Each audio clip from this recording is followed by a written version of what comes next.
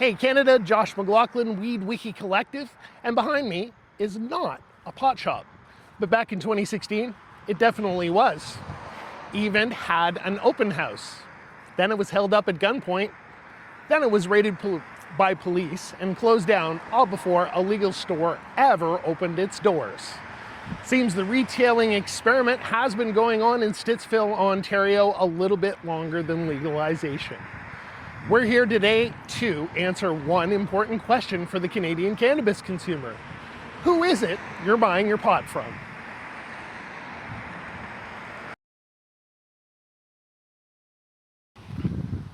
Full disclosure, I used to work for one of the companies that you just saw in our video. And that's the way we do things around here. In my other job, I have studied markets like this for a number of years and do have some retail service expertise. Now I'm here to hopefully help Canada make sense of the retail environment in Canada and who you buy your cannabis from. And we're going to point the camera both directions, both in the direction of the consumer and outward from the counter. When legal cannabis arrived here, Stittsville did what a lot of Ontario communities did. We went from basically nothing to choices. Lots of choices. Maybe slightly too many choices. Capitalism had entered the chat. Different stores, different personalities, different people behind the counters. Competition. Lovely. That's supposed to be the idea. But several years later, the landscape looks different. And hold this thought.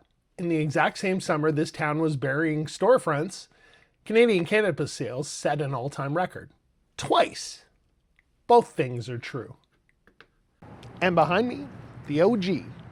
Stittsville's first legal store that opened in one of its anchor plazas and has been here ever since.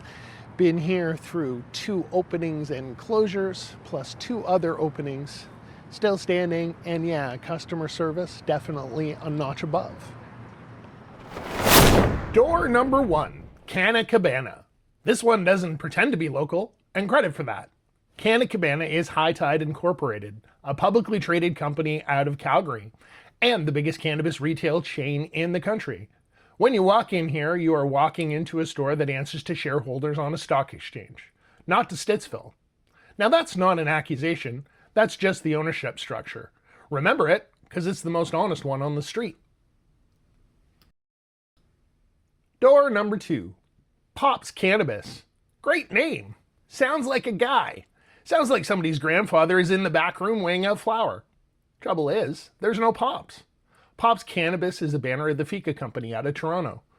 About 54 Pop stores across Ontario, and Pops is just one of their brands. And Fika has a story.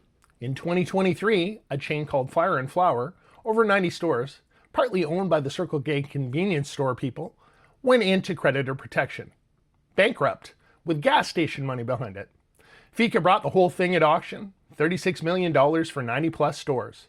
So when you walk into Pops, the folksy little name on the door is sitting on top of a bankruptcy auction, a multi-banner retail group, and convenience store money that already burned once in this industry. Grandpa's doing just fine. Door number 3, the Honey Pot, and this one's different. In January 2019, Ontario ran a lottery for the right to open a cannabis store. 25 licenses for the entire province. A retailer from Mississauga named Honey Gowrie won one of them.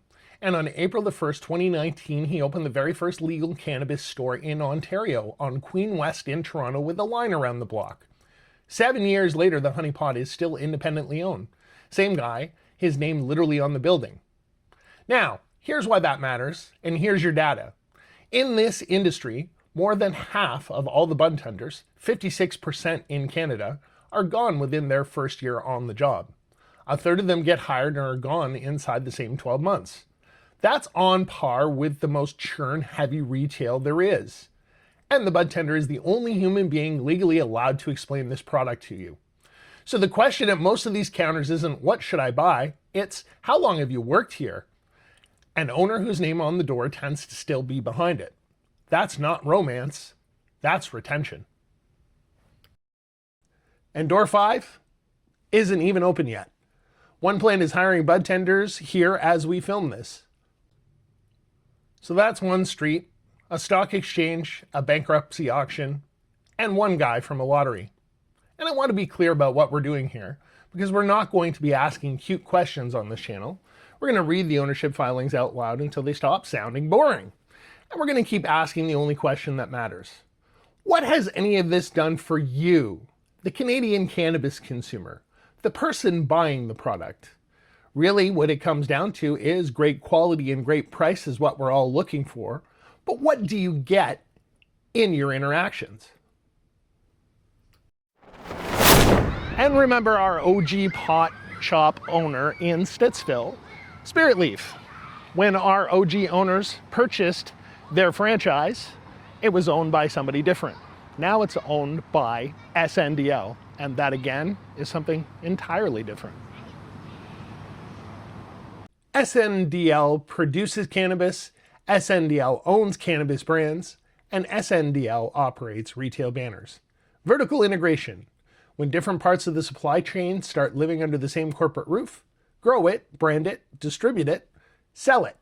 Very efficient, potentially very profitable, and from a competition standpoint, possibly something the regulators might want to keep an eye on. Now here's where this story has been repeatedly mangled online, so pencils out. Ontario does not have a rule saying licensed producer can only control 25% of the cannabis stores in the province. That's not what the law says. The actual rule is about ownership and control of the corporation holding the retail operator license. More than 25% owned or controlled directly or indirectly by licensed producers or their affiliates, that corporation isn't eligible for the license. Yes, that's less catchy. Government legislation rarely tests well as a TikTok sound. But the interesting word isn't ownership, it's this one. Control. And control can get complicated. Earlier this year, reporting from StratCann, following reporting by the Globe and Mail, described confidential AGCO pre-enforcement notice. According to that reporting, the regulator concluded SNDL held de facto control over Spirit Leaf Ontario and Super Ed operations involving 46 stores. Notice what I said. The regulator concluded. This is a regulatory dispute. SNDL has disputed the regulator's position and the matter is unresolved as of this recording. We're not declaring anybody guilty of anything. We asked SNDL and the AGCO for comment before recording. Neither has responded. When they do it, it goes in the story and on the screen. Because de facto control basically asks, you may not technically own the steering wheel, but who's actually driving the car? Or, in regulatory language, no, that's absolutely not my hand on the wheel. I'm merely aggressively pointing. Because on the surface and from the sidewalk, everything looks simple. There's a store, there's another one. Pick one. But behind those signs can be completely different structures. Independent owner, franchisee, corporate chain, brand license, management agreement. Different ownership, different control, different economics, and potentially very different abilities to survive a price war. You see a $20 eighth, you don't see the capital structure behind the person selling it to you. And standing in the middle of all this is the same person, the bud tender. They're salespeople, they're educators, they're compliance workers, they're brand interpreters, they're consumer translators, all at once. Inside an industry where the producer, the retailer, the regulator, and the consumer do not necessarily have the same interests. Further, the turnover within the cannabis industry is almost double the regular retail industry. No pressure, your $19 an hour retail job is merely holding together the public communication system for an entire federally regulated psychoactive substance. Have a great shift. And markets like these, well, if you're not competitive, you're not there very long. Shiny Buds has already been turned into another store long ago, and Stash & Co. is in the process of having it happen as well. We're not here to say that corporate cannabis is evil and independent cannabis is virtuous. What we are here to say is who runs the store, who manages it, who owns it does matter in your cannabis purchases, who trained your bud tender, and what they're allowed to tell you all comes into play, Canada, and that's what we're here to do. As we go out to our Ottawa Valley stores and Kemptville, yes, you are on the agenda, as well as Richmond, Ontario, and Almonte, we're all going to give you a play on those markets. And the OG stores that we'd like to feature, well, we've reached out to you. However, we do have to continue with our journalism. We're hoping that either email, on camera, or however else you'd like us to feature you, we'd love to be able to show your stores what it is an OG shop and a passionate pot shop owner really was doing when they started their business. So Canada, that's it, that's all. Please click, like, and subscribe. And remember, at weedwiki.ca, there is the counter companion for your shopping convenience, and also all of our great video library that'll help you learn about the cannabis industry in Canada.